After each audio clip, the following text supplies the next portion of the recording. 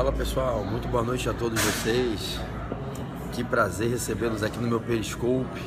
Que alegria poder receber vocês aqui para mais uma revisão agora de noite, para a gente gabaritar essa prova da OAB. Galera que é concurseira, tudo que eu vou falar aqui hoje é muito importante para os concursos de vocês. Eu tenho certeza que a gente vai fazer uma revisão em alto nível e vocês vão amar. Eu tô aqui em Maceió, daqui a pouco eu vou para o aeroporto, vou viajar agora de madrugada para o Rio de Janeiro, voltar para casa. Amanhã tem um dia duro, dia de branco. Eu tô muito feliz de receber vocês aqui para a gente fazer uma revisão mega fantástica para vocês que realmente querem passar na prova. Hoje eu tive um dia lindo aqui em Maceió, sabe? Agradeço a Deus pela vida das pessoas que hoje estavam aqui no SESMAC em Maceió. Eu comecei a aula às 8h30 da manhã e fui até 8h30 da noite. Foram 12 horas, uma paradinha de 1 hora ali no almoço, intervalinho de manhã, intervalinho de tarde. E foi incrível o amor das pessoas aqui em Maceió, sabe? O carinho das pessoas. Assim como eu vivi em Teresina, em São Luís, em Macapá, que foi lindo, em João Pessoa, cara, que minha ligação com o povo de João Pessoa é única. Em Recife, em Salvador. E hoje a gente fechou aí em Belém, em Manaus, a gente fechou aí essa etapa. Amanhã eu posso voltar para casa para ver os meus filhos, ver minha esposa, ver o meu irmão, ver o meu cachorrinho, o Kevin. Hoje, né, eu vou daqui a pouco, eu vou para o aeroporto 1h30 da manhã, meu voo decola às 3h. E apesar de estar muito cansado, eu sei da importância que é para vocês fazer uma revisão. Eu sei o quanto vocês ficam aí angustiados, eu sei o quanto vocês ficam aí na agonia de quererem ouvir uma revisão, de querer ouvir essas palavras. Eu separei muitos temas. Você consegue um queijo ralado para mim? Isso, obrigado, tá, querido? Eu vou só botar de lado aqui no suporte do telefone.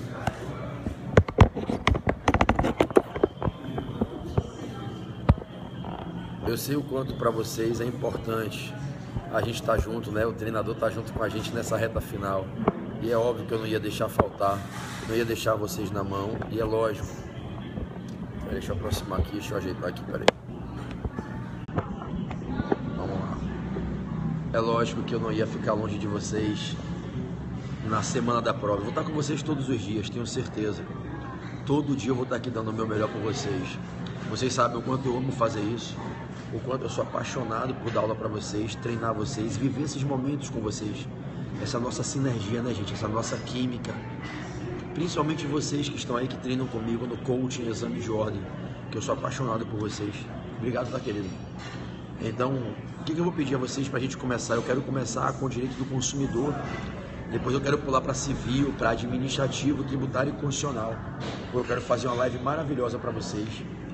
Eu vou pedir a vocês que, se vocês puderem, vamos fazer aquele trato de sempre, tá todo mundo acostumado. Galera de Aju, que saudade de Aracaju. Se vocês puderem, convidem os seguidores, isso que Nando fez aí agora, Márcio, quem puder, Vini Uraitã lá de Cuiabá, Nando eu acho que é de São Paulo. Se vocês puderem convidar os amigos, convidar os seguidores, todo mundo isso aí, que o Edu, que a Jocilene, Izan, né, Zé Barbosa lá de Recife, meus amigos queridos aí que estão fazendo. Isso, galera, Cíntia, querida demais, Rafa, Ania, galera toda do bem, galera que vai ser aprovada. Convidando os amigos, os seguidores, Felipe Cunha, Thay, todo mundo, beleza? Vamos bombar essa live. E o que eu vou suplicar a todos vocês é pra gente, durante a live, não fazer comentários. Vocês já estão acostumados com esse meu pedido, né? Pra não travar.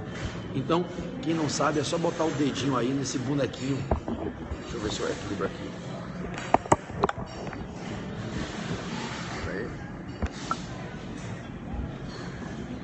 Ali onde fica o bonequinho, de onde saem os coraçõezinhos, você bota o dedo ali e clica convidar seguidores, beleza?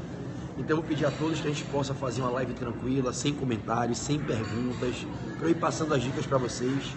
Eu quero bater da dica 101 à dica 110.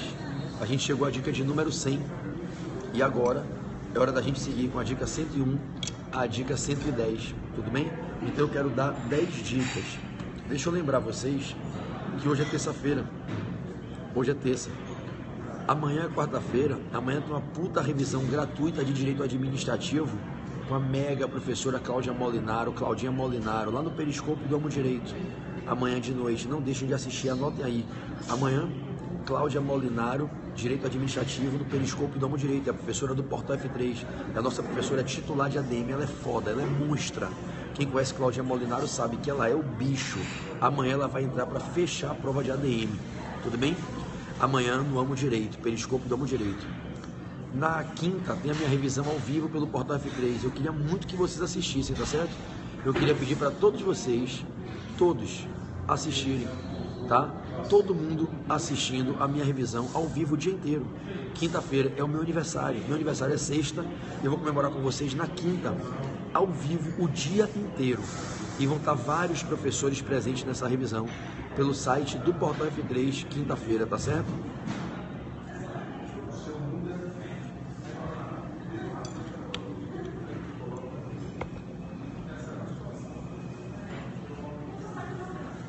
Eu vou dando as dicas e vou jantando aqui. Sexta de noite tem a minha revisão final de tributário no Periscope do Amo Direito, ok? Anotem, eu quero passar a programação para vocês, para a gente decolar nessa reta final, eu quero vocês aprovados. Amanhã tem revisão de administrativo com Cláudia Molinaro no Periscope do Amo Direito. Quinta tem revisão o dia inteiro. Olha, entrou agora, Cláudia Molinaro, acabou de entrar, professora Cláudia Molinaro. Todo mundo aí segue ela. A revisão amanhã é com ela no Periscope do Amo Direito. Quem não seguiu ainda, segue agora aí, Cláudia Molinaro. Ela que mandou beijo, segue ela, que ela é a professora titular do Portal F3. Nas últimas 3 provas, ela fechou a prova de ADM. Segue ela, que amanhã tem a revisão dela 22 horas no Periscope do Amo Direito. Essa mulher é uma que vale a pena vocês seguirem, tá certo? Segue o Periscope dela, que ela é monstra. Fecha a prova de ADM a 4 exames seguidos. Tem o meu aulão quinta de noite no Periscope do Amo Direito. Sexta de noite, desculpe. Quinta é no portal o dia inteiro. Sábado tem a revisão o dia inteiro no Portal F3. E sábado de noite tem a minha famosa revisão final de Constitucional, que há vários exames eu faço lá no Periscope do Amo Direito, tá certo? Então não deixem de acompanhar a agenda. Eu prometo, a gente vai fechar para vocês a prova de ADM, de Constitucional, eu prometo isso a vocês. Vocês estão filmando isso aí, vocês estão gravando aí, eu prometo a vocês. A gente vai fechar essas provas para vocês. Bom, vamos lá. Galerinha, eu vou começar. Dica 101 a dica 110, tudo bem? A dica 101, eu vou pedir a vocês agora para todo mundo fechar as mensagens. A partir de agora, 0 mensagens, nenhuma mensagem. Eu vou suplicar a todos para ninguém escrever mais nada. Só fazer isso que a Mônica, que é a Golfinho 14, Mônica Manier fez, Vulgo Costa, convidando, deve ser Vitor Hugo Costa, convidando os seguidores. E a partir de agora ninguém escreve nada, tá certo? Vamos fazer uma live foda, vamos fazer uma revisão linda para vocês aí virarem essa noite comigo até a hora de eu ir para o aeroporto. Todo mundo na adrenalina aqui, vamos lá? 100 mensagens, pode ser? Começaremos com o direito do consumidor. Cláusulas abusivas nos contratos de consumo. Cláusulas abusivas nos contratos de consumo. Anote aí, dica 101, cláusulas abusivas nos contratos de consumo. Cláusulas abusivas nos contratos de consumo. Moçada, quando os fornecedores estão realizando a celebração do contrato de consumo com os consumidores, o contrato por via dos quais eles vão delinear as obrigações, os direitos, determinando por parte do fornecedor o dever de fornecer o produto ou serviço, por parte do consumidor o dever do pagamento. Celebrando-se o contrato de consumo, o contrato é formado por uma série de dispositivos, de cláusulas contratuais. Algumas cláusulas, evidentemente, revelam abusos, arbitrariedades em favor do fornecedor e em prejuízo do consumidor. São as cláusulas que revelam um abuso de poder, um abuso de direito do fornecedor. As cláusulas abusivas são as cláusulas que geram vantagens exacerbadas, criam restrições a direitos básicos do consumidor, violam direitos inerentes à tutela do consumidor em qualquer relação de consumo, cláusulas que criam condições usurárias para o contrato, cláusulas que geram vantagens exageradas para o fornecedor e desvantagens exageradas para o consumidor, cláusulas que promovem renúncias de direitos contra o consumidor, cláusulas que criam condições inadequadas, indignas para o cumprimento do contrato pelo consumidor, cláusulas que estipulam sanções desproporcionais. A banca pode te perguntar qual é a consequência de em determinado contrato de consumo se constatar que está presente uma cláusula abusiva.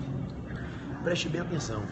Na prova, você vai dizer que as cláusulas abusivas são nulas de pleno direito. As cláusulas abusivas são nulas de pleno direito. O artigo 51 do CDC apregoa a nulidade imputável às cláusulas abusivas. E o que significa dizer que uma cláusula abusiva é nula no contrato de consumo? É que a gente deve fingir que essa cláusula não existe, é como se ela fosse inexistente no contrato. É claro que ela existe, ela está ali, mas ela no plano da validade é maculada pela nulidade absoluta. Então, essa cláusula abusiva não tem nenhuma aptidão para produzir efeitos. Quer dizer, na prova você vai marcar a letrinha, na prova de consumidor. Minha amiga Oneika, obrigado por tudo hoje. Te amo, obrigado por tudo. Você vai marcar a letrinha que vai dizer que no contrato de consumo a cláusula abusiva é nula, não tendo aptidão para a produção de qualquer efeito ilícito. É dizer, a cláusula abusiva não gera direitos para o fornecedor e não gera deveres contra o consumidor. Se ela determina uma restrição de direitos do consumidor, ela não produz nenhum efeito, esses direitos não são restringidos. Se essa cláusula abusiva estipula vantagens exageradas para o fornecedor não faz jus a essas vantagens.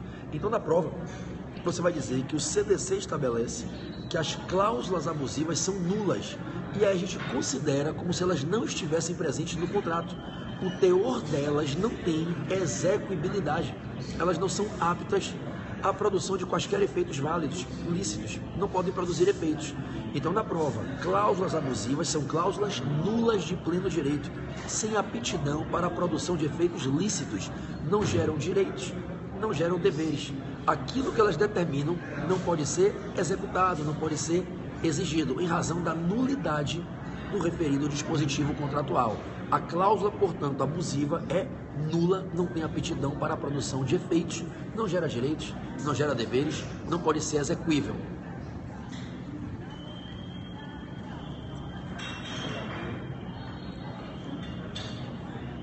Todavia,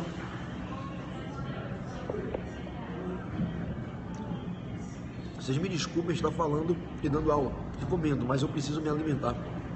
Eu estou desmaiando de fome, tá? Não fiquem magoados comigo pela falta de educação. Eu peço perdão a vocês antecipadamente, tá certo? Então vamos lá. A grande pergunta, artigo 51 do CDC. A grande pergunta que pode ser feita é a seguinte: qual é a interferência que a cláusula abusiva tem no contrato de consumo? Então vamos lá, Vanessinha, Moniquinha, vamos lá. Qual é a interferência que a cláusula abusiva tem no contrato? Presta atenção, irmão, que a banca vem com uma pegadinha sempre nessa questão.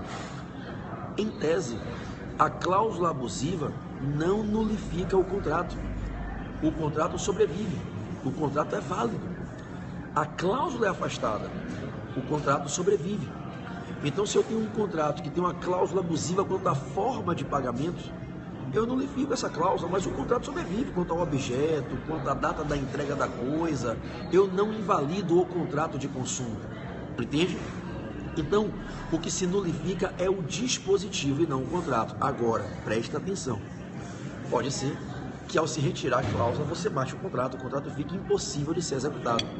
Ou então, nulificando a cláusula, pode ser que a gente, para interpretar o contrato sem a cláusula, termine desequilibrando o contrato, de modo a que o contrato fique extremamente desvantajoso para qualquer das partes. Aí entendam os parágrafos do artigo 51, especialmente o parágrafo 2º.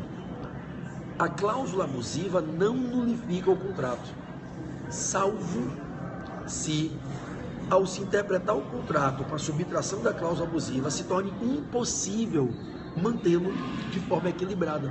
Apesar de todos os esforços de interpretação do contrato e de integração das lacunas que vão ficar no contrato com a subtração da cláusula abusiva, se torna impossível dar continuidade ao contrato de maneira equilibrada.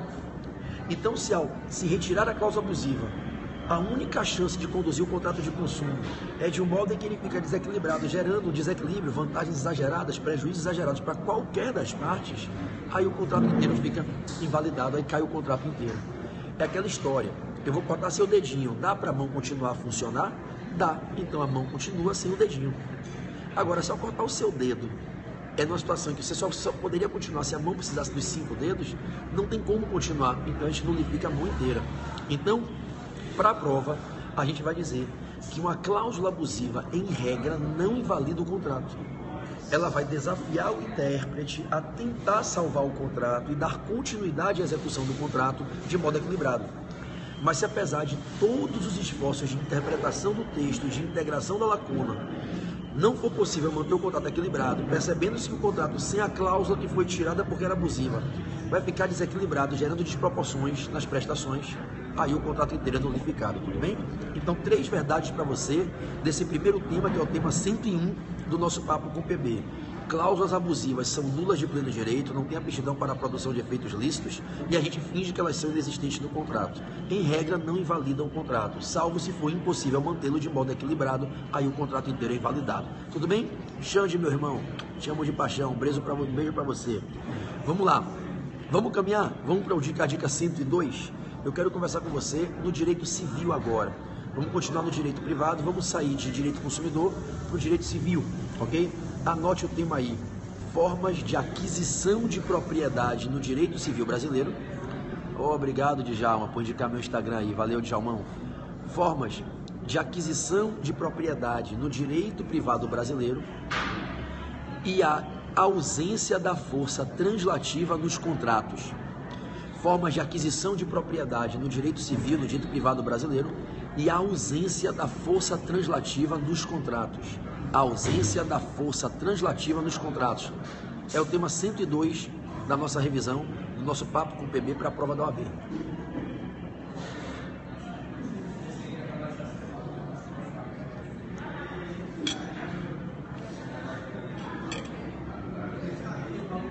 Galera concurseira, eu falo muito aqui para a prova da OAB, mas vocês que estão estudando para concurso, já passaram no OAB, cola aqui na revisão, que tudo que eu estou falando é assunto de prova. Tá? De magistratura, MP, defensoria, delta, ok? Então, vamos lá. Agora é o tema 102, direito civil, ok? Formas de aquisição de propriedade no direito civil brasileiro e ausência de força translativa nos contratos. Vamos lá? Vamos lá. Gente, no Brasil, o nosso Código Civil define quais são as maneiras que se torna possível a aquisição de uma propriedade. O nosso Código Civil elenca as modalidades, as vias de aquisição de propriedade. E o nosso Código exclui os contratos. O Brasil, por uma influência do direito civil alemão e do sistema do BGB, que é o Código Alemão de 1900, o Brasil não adota a ideia da força translativa dos contratos. Quer dizer, um contrato por simplesmente assinado não é suficiente para transmitir propriedade e permitir que alguém adquira a propriedade. Se eu celebro com você um contrato de compra e venda de bem imóvel, observe, o contrato já existe a partir de quando ocorre o consentimento sobre a coisa e sobre o preço. Res, prétio, et consensus, o contrato passa a existir. Mas a propriedade não se transfere, não se adquire por parte do comprador pelo mero fato de o contrato ser assinado. Se eu resolvo te vender o meu imóvel, você me paga o preço e deposita o dinheiro na minha conta, você ainda não é dono. O que vai te transmitir a propriedade não é a celebração do contrato, é o registro, no caso do bem imóvel, desse contrato de compra e venda. Se é um contrato de compra e venda de coisa móvel, eu te vendo o meu relógio, combino com você um preço de R$2.000 para você comprar o meu relógio. E a gente celebra o contrato, chegamos ao consenso, e você deposita o dinheiro na minha conta, já tem contrato assinado comigo com você, mas eu não te entreguei o relógio, você não tem propriedade. Você tem um contrato que diz que você tem o direito de adquirir a propriedade, mas você ainda não é o dono. O relógio ainda é meu, até que eu te entregue e pela tradição você adquirirá a propriedade. Então, nas provas que a gente vier realizar, o OAB e concursos, os contratos no Brasil não têm a força translativa. Eles não possibilitam a alguém, por ser contratante, por ser alienatário num contrato em que o alienante aliena a aquisição da propriedade. Então, compra e venda, troca ou permuta, doação, contrato estimatório, nenhum deles, Bruninha, transmite propriedade. Então, pessoal, e o contrato serve para quê? O contrato é o título, é o documento que possibilitará a aquisição da propriedade.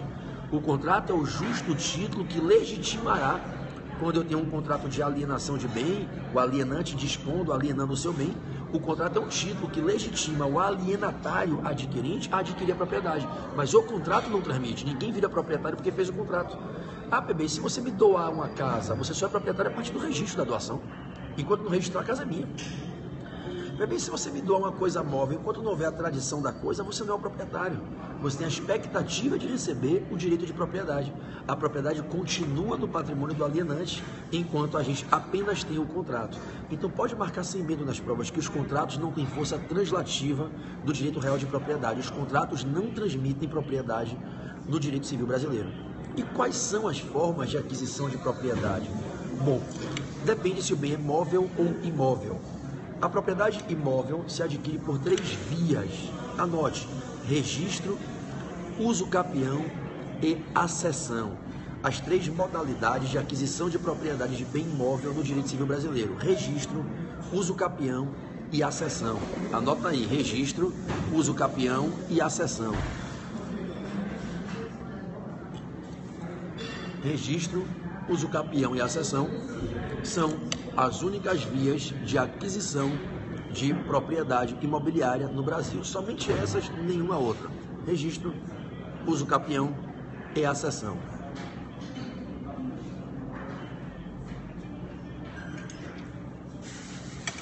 Bom,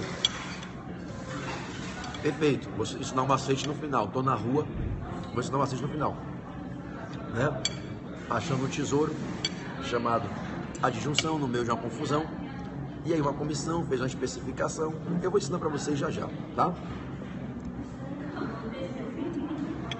Então, dessas 3 modalidades de aquisição de bem imóvel, registros, o capião e accessão, uma delas, que é a uso capião, é também modalidade para a aquisição de propriedade imóvel.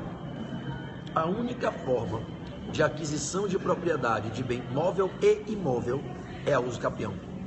Pode marcar sem medo na sua prova. Só existe uma modalidade de aquisição do direito de propriedade móvel e imóvel: uso capião. Na prova não existe nenhuma outra. Pode marcar sem medo: uso capião, que é uma via de aquisição originária e não derivada, não tem alienação, não tem ato de vontade para dispor da coisa. Na uso capião, né, quando ocorre a prescrição aquisitiva em favor do uso capiente, quebrando o direito de propriedade do até então titulado domínio, a uso capião é a única via que possibilita a aquisição de propriedade móvel e imóvel. Pode marcar isso sem medo de prova, ok? Bom, quais são as outras vias de aquisição de propriedade móvel que a gente tem no direito brasileiro? Quais são as outras vias? Caio, um beijo, meu irmão, te amo, parceiro, saudade de ti, grande beijo para você. Então, quais são as outras vias de aquisição de propriedade móvel que o direito brasileiro contempla, além da uso capião? Moçada, além da uso capião, a gente tem a aquisição. Dá um abraço aí pro meu amigo Caio Bartini, do Damásio, professor de tributário. Meu irmão, eu te amo, viu, cara? Sempre torcendo pelo seu sucesso, o trabalho lindo que você faz no Damásio. Eu estou com o meu portal, você deve estar acompanhando, pequenininho, o Portal F3. Saudade quando a gente dava aula junto lá em Belo Horizonte. Eu torço muito pelo seu sucesso, viu? Que honra receber aqui o professor Caio Bartini, da instituição nobilíssima Damásio de Jesus. Nunca tive, viu, Caio, um problema de falar dos outros cursos. Aqui é um espaço democrático e eu contemplo meus amigos. E você é um grande irmão. Uma vez me perguntaram se a gente era concorrente. Eu falei, nunca. Caio é meu amigo, meu irmão. Tivemos a honra de trabalharmos juntos, dividindo o direito tributário lá em Belo Horizonte. É um prazer, viu, Caio, ter você aqui. Um beijo no seu coração, Bartini. Fique com Jesus aí, meu irmão. Parabéns pelo trabalho lindo e espiritualmente a gente está sempre conectado. Você mora aqui no meu coração. Saudades doces de quando a gente estava junto lá em Belo Horizonte. Parabéns. Bom, então vamos lá. Galerinha, olha que bacana. Claro, né, moçada, o sol nasce para todos. A gente nunca pode, né, ter olho grande, ter inveja, jamais, jamais, né? As pessoas de bem, elas se admiram, as pessoas grandes, elas se admiram, elas se respeitam, elas se gostam. E um vibra com o sucesso do outro. Eu tenho certeza que o Bartinho é um cara que vibra com o meu sucesso, eu vibro com o dele, e a gente teve o privilégio de trabalhar junto. Vocês talvez nem faziam faculdade de Direito, e a gente dava aula lá em 2005, 2006, 2007, no Pretório, em Belo Horizonte. Depois a vida seguiu e cada um trilhou um caminho, mas no coração ficam as lembranças bonitas. Te amo, irmão. Todo sucesso lá no Damásio, tá? Que a tua segunda fase tributário bombe, tá? Todo sucesso pra você. Fique com Deus, meu velho. Então, vamos lá. Então, moçada, preste atenção. A gente tem no Brasil agora 100 mensagens para não cair a transmissão. Além da usucapião, algumas outras modalidades de aquisição de propriedade imóvel. Vamos juntos? A tradição é mais comum. O modo mais comum de transmissão de propriedade móvel é a tradição, mas além da tradição e da usucapião existem outras. Alguns nomes que muitas vezes, talvez, alguns de vocês não tenham se familiarizado. Por exemplo, adjunção, comissão, confusão. PB é isso mesmo? Isso. Adjunção, comissão, confusão, especificação, são achado de tesouro. O achado de tesouro, existem algumas regras especiais no Código, no livro 3 da parte especial do Código Civil, Direito das Coisas. O achado de tesouro é um dos modos de aquisição de propriedade imóvel no Brasil. Então preste atenção comigo para vocês irem anotando. A gente está na dica de número 102. A gente começou com o consumidor, estamos com o civil, daqui a pouco vamos para a constitucional, né? Então vejam. A gente tem como modalidade de aquisição de propriedade imóvel no Brasil, além da usucapião e da tradição, que é a via mais comum, eu até brinco, a tradição é a tradicional. A gente tem a especificação, o achado de tesouro, a comissão, a confusão, a adjunção e a ocupação, moçada, que a gente não pode esquecer nunca. Ocupação, tudo bem? Então, vamos pensar aqui, vamos juntos? Quais são as vias de aquisição de propriedade no Brasil? Depende se é móvel ou imóvel. Bem imóvel, usucapião, registro e acessão. Rua, registro, usucapião e acessão. E se for bem móvel, usucapião, tradição, ocupação,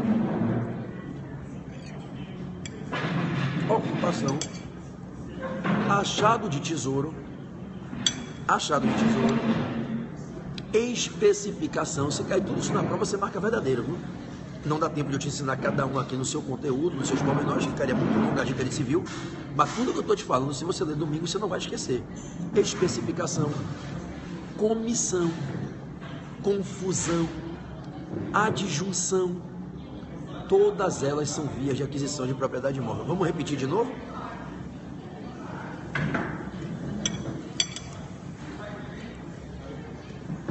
Usucapião, tradição, ocupação, achado de tesouro, comissão, confusão, adjunção, comissão, confusão, adjunção, especificação, tradição, usucapião, ocupação, achado de tesouro, comissão, confusão, adjunção, especificação. Tudo isso é via de aquisição de propriedade de coisa móvel.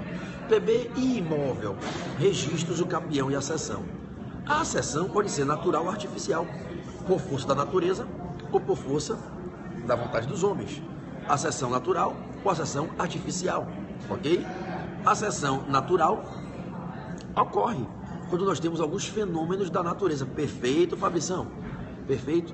A acessão natural ocorre em razão de alguns fenômenos da natureza, que a gente aprende a chamar de avulsão, aluvião, abandono de álveo, formações de ilhas. Avulsão, aluvião, abandono de álveo e formação de ilhas.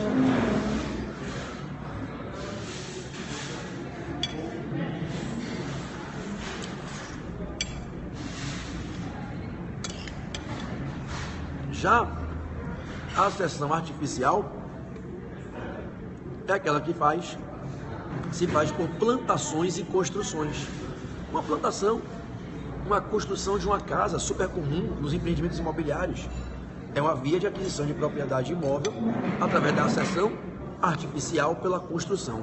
Então vamos anotar quais são as formas de aquisição de propriedade de bem imóvel no Brasil? registro, uso capião e acessão. A acessão pode ser natural ou artificial. A acessão natural se dá pelo quê? Abandono de álveo, avulsão, aluvião, formação de ilhas. E a acessão artificial, plantações e construções. Tudo isso na prova é verdadeiro. Eu já tinha contado para vocês, numa outra live, quais eram as formas de perda da propriedade. Agora eu contei as formas de aquisição e frisei que os contratos não transmitem propriedade no Brasil. Os contratos não têm força translativa, ok? Vocês se lembram? As formas de perda de propriedade no Brasil? É só escrever perda e o A no final é duplo, lembra? Perecimento, R, renúncia, D, desapropriação e o duplo A, de abandono, né, ou alienação. Então, a gente diz que existem formas de perda de propriedade. É só escrever perda com duplo A. Per de perecimento, o R do per é de renúncia, o D é de desapropriação, o A de abandono e alienação. Estamos juntos? Então, acho que todo mundo pode anotar as formas de aquisição de propriedade imóvel e aquisição de propriedade móvel, lembrando que contrato não transmite propriedade, e deu para a gente revisar agora as vias de perda de propriedade. Estamos juntos?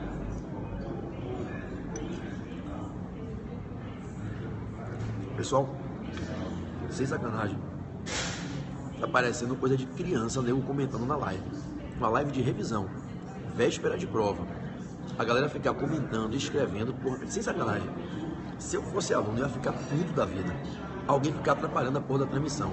Então, posso pedir por Deus que está no céu, não escrevam merda nenhuma, bicho. Não comenta nada, para não cortar o raciocínio. Por favor, por Jesus que está no céu. Deixa eu tocar a dica, eu dei 12 horas de aula hoje. Estou aqui tentando jantar e dando aí essa raça com vocês. Então, vou pedir para ninguém escrever nada. Quem escreveu, eu vou bloquear. Tá certo? Depois eu desbloqueio, mas quando você fica escrevendo, você atrapalha a porra da transmissão inteira, tá certo? Então, vamos nessa. Medulão, um beijo, lindão, te amo. Vamos embora, meu parceiro Pedro Medula. Um beijo, querido, meu irmão, te amo. Vamos lá. Saí de direito civil e entro em direito administrativo, ok? Dica de número 103, direito administrativo, agências reguladoras e atividade regulatória. Agências reguladoras e atividade regulatória. Vamos lá? Agências reguladoras e atividade regulatória. Esse é o tema 103. Bom, meus amados, a banca pode perguntar qual a natureza jurídica das agências reguladoras. As agências reguladoras são autarquias. Autarquias de regime jurídico especial. As agências reguladoras são autarquias de regime jurídico especial. Integram a administração pública indireta do ente federativo que, através de lei, as instituiu. Eu tenho agências reguladoras federais, estaduais, municipais, do Distrito Federal. E essas agências reguladoras têm por natureza jurídica se afeiçoarem como sendo autarquias. Agora, elas são autarquias que se submetem a um regime jurídico especial. Valeu, minha linda, fique com Deus. Autarquias de regime jurídico especial.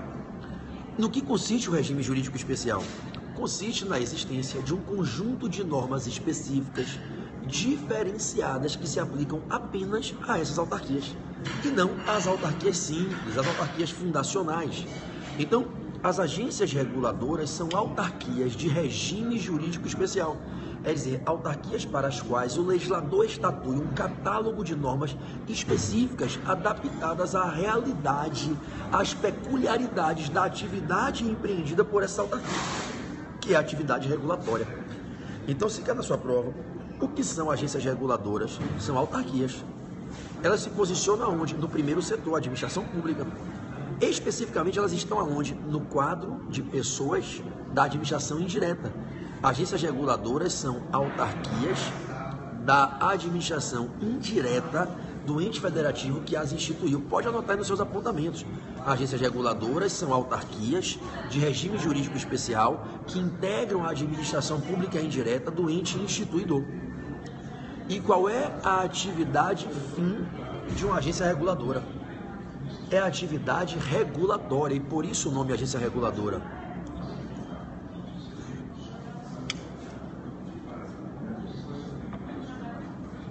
Cuidado para não errar na prova, cometendo um erro bobo. A atividade exercida pelas agências reguladoras não é apenas a atividade regulamentar. A atividade regulamentar faz parte do tripé estruturante da atividade mais ampla, que é a regulatória. Regulação é muito mais do que regulamentação. As agências reguladoras não são agências regulamentares, ainda que tenham poder regulamentar. Elas são agências reguladoras. Elas desenvolvem atividade regulatória. O objeto de uma agência reguladora é a regulação, que você não pode dar mole na prova e confundir com regulamentação. Regulamentação faz parte da criação de normas. O poder regulamentar é um filhote do poder normativo. O poder normativo é o poder de editar normas, que podem ser normas primárias editáveis pelas leis, ou normas secundárias editáveis por decretos regulamentares em outras fontes secundárias. Então vejam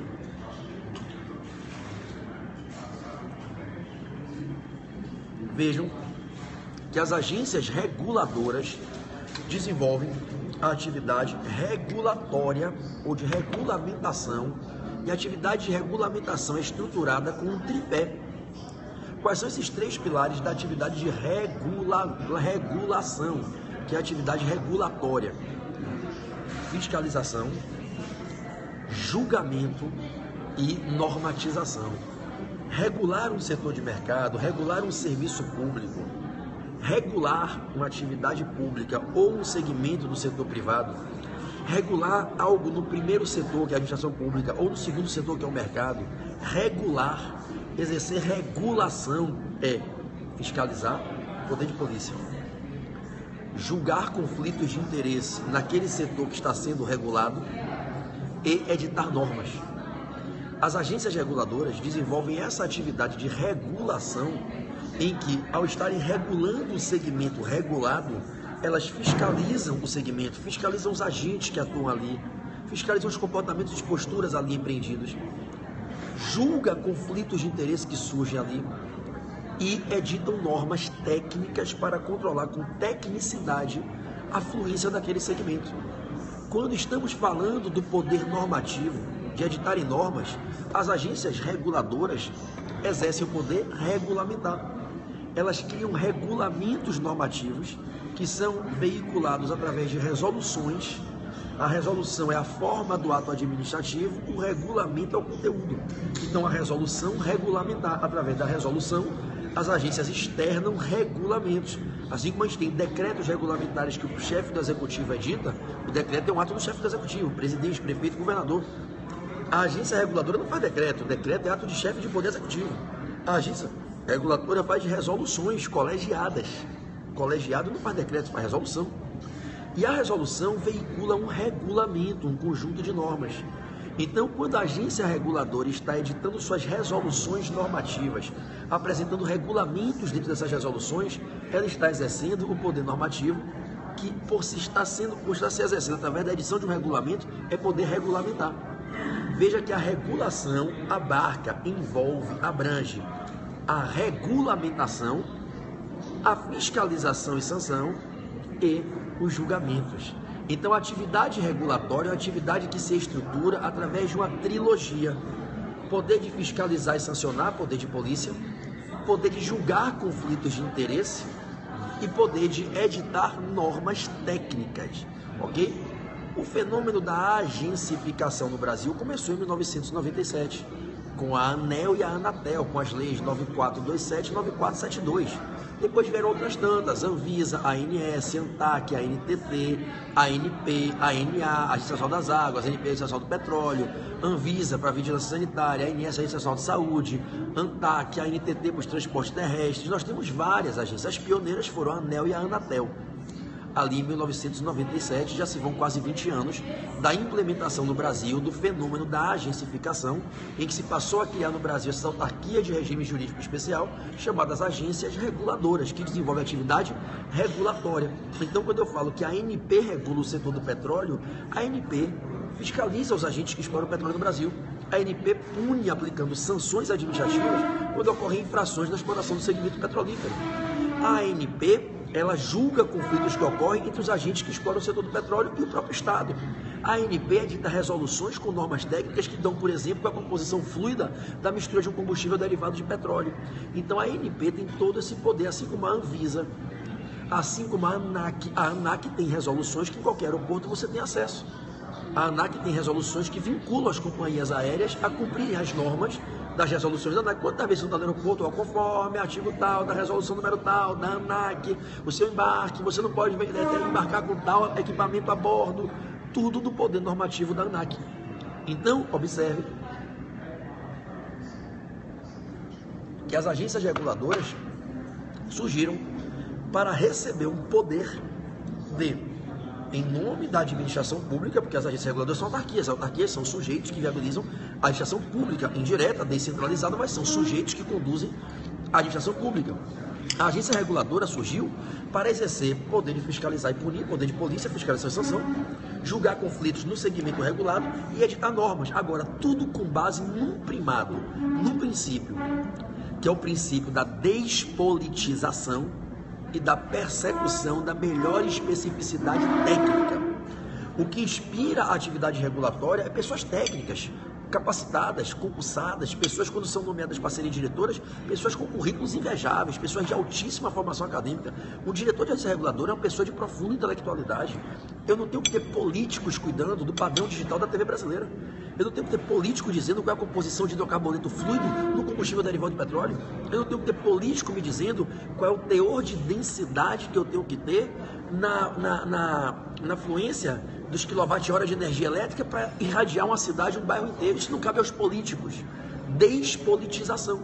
Então eu tenho pessoas que são guiadas pelo princípio da despolitização e da persecução da melhor especificidade técnica possível, e essas pessoas é que vão conduzir a atividade de regulação, que é uma atividade que é feita para proteger aquele segmento do mercado, fiscalizando pessoas que eventualmente cometam infrações, exigindo que cumpram normas, criando normas técnicas. Quando eu crio a norma pela resolução e não por uma lei, não é o parlamentar, o político fazendo a lei, é a diretoria colegiada editando aquela resolução, pautando-se ali no conhecimento técnico e não político. Então, as agências reguladoras, se caem na prova, são autarquias de regime jurídico especial, integram a administração indireta, exercem atividade regulatória que une o tripé de regulamentação, fiscalização e sanção e julgamento de conflitos. É a função judicante, a função normativa e a função fiscalizadora e sancionatória. Sempre numa ideia de despolitização e guiando-se pelo princípio da melhor especificidade técnica. É muito comum que se pergunte em prova sobre essa questão da despolitização, sobre a estabilidade dos mandatos dos dirigentes. O presidente da República não pode exonerar um dirigente de agência reguladora, até para que ele não se submeta a essa interferência, essa pressão política. O partido que está no governo, PMDB, PT, Tucano, quem quer que seja, não vai botar na mesa e mandar diretor de agência reguladora agir conforme o governo quer. Despolitização. Quando eles assumem seus cargos de diretores, eles têm mandatos fixos, só podem ser expostos a sair ali por decisão transitada julgada no judiciário. Então eu não posso admitir que possa um presidente, um ministro naquele setor tentar exonerar um diretor de agência reguladora, senão o cara sofre pressão e não tem autonomia para trabalhar de forma técnica. Isso vai contra o princípio existencial, o propósito nodal das agências reguladoras. A atividade regulatória é uma atividade que eu transfiro dos políticos para os técnicos, para os cientistas, para que aquele segmento fique verdadeiramente protegido. Isso é um fenômeno que foi idealizado nos Estados Unidos, na Inglaterra, que é o fenômeno da agencificação, em que eu vou desestatizar. Não é nem desestatizar, eu vou tirar do controle político estatal para criar um controle técnico estatal, a condução, o controle dos segmentos mais importantes do país, seja na atividade econômica, seja nos serviços públicos. Eu tenho agências reguladoras que controlam os serviços públicos, como a AGTrans, no serviço de transporte. E eu tenho agências reguladoras que controlam os segmentos de mercado, né? Como a ANEEL, Energia Elétrica. Bom, a banca pode lhe perguntar o que é que acontece quando um diretor de agência reguladora sai do cargo. Eles cumprem a chamada quarentena. Um diretor que acaba de sair da Anatel não pode virar diretor da Vivo no dia seguinte, porque ele tem todas as informações privilegiadas que estão acontecendo no controle do segmento. Se ele leva de imediato isso para a companhia de telefonia, a Vivo no meu exemplo, ele vai desequilibrar a concorrência com outras companhias do segmento, porque ele tem essas informações privilegiadas que são sigilosas na diretoria da qual ele fazia parte até ontem. Então é a natural quarentena que se aplica em tantos cargos públicos do executivo, do judiciário. Então, diretor de agência reguladora, ao sair da agência da qual era diretor, por qualquer que tenha sido o motivo, esgotou-se o prazo do seu mandato, a decisão judicial do Estado julgado, abandonou o cargo que não quer continuar renunciando, ele sofre uma quarentena e fica impedido de atuar de imediato. Essa quarentena pode variar quanto ao seu prazo, para depender de qual tenha sido a agência reguladora da qual ele emanou. Bom, podem te perguntar sobre os agentes que integram o quadro de pessoal das agências reguladoras. Não podem ser empregados públicos, ok? Sempre servidores públicos estatutários, não podem ser seletistas. O Supremo pacificou isso.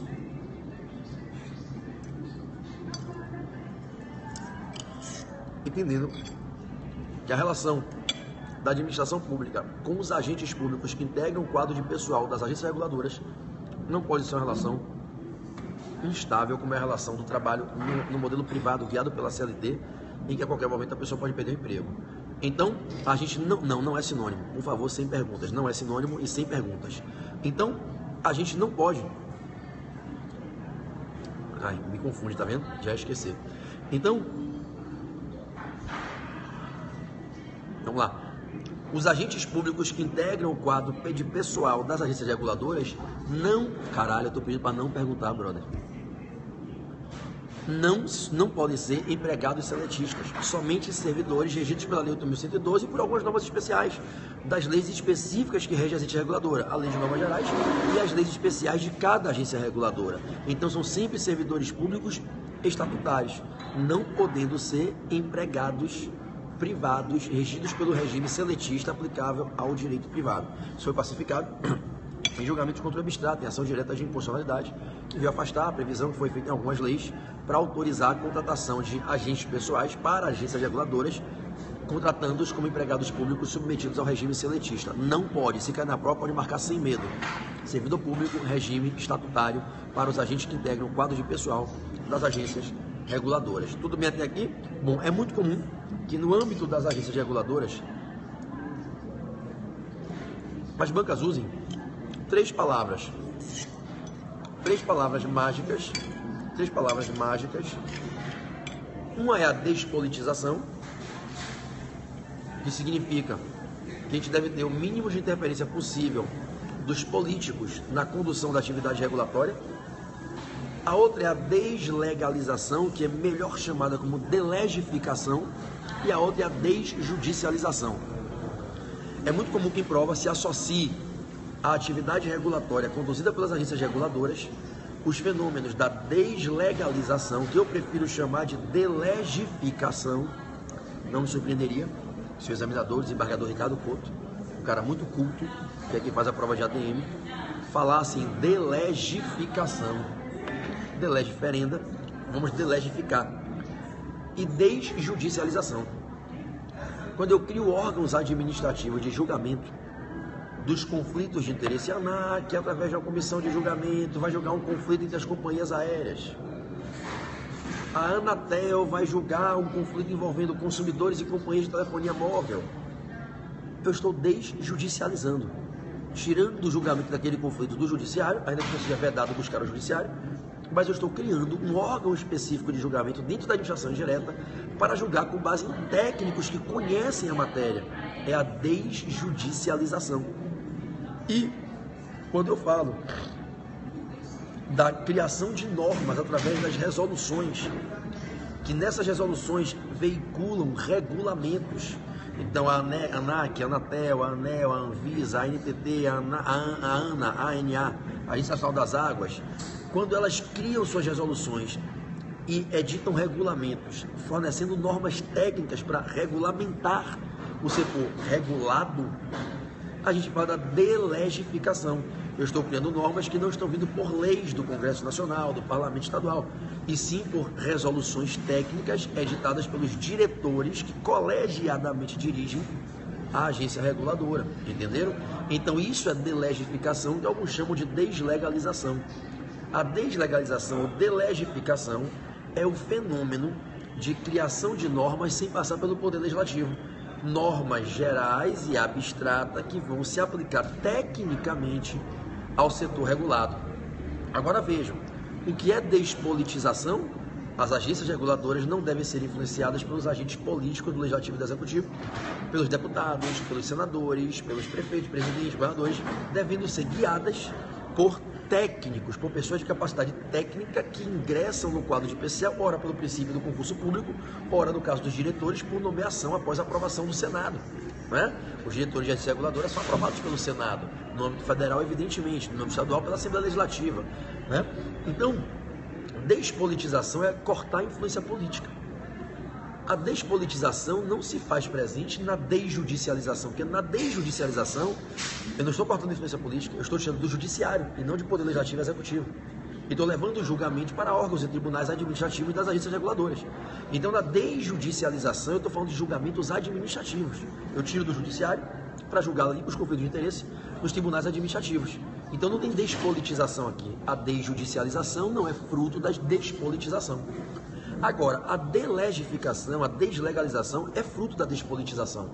Porque quando eu tiro do Congresso deputados e senadores para trazer para diretores editarem uma resolução colegiadamente construída com base em conhecimentos técnicos e científicos, eu despolitizei. Porque a norma saiu do poder político, legislativo, para vir para um colegiado técnico formado por sujeitos competentes.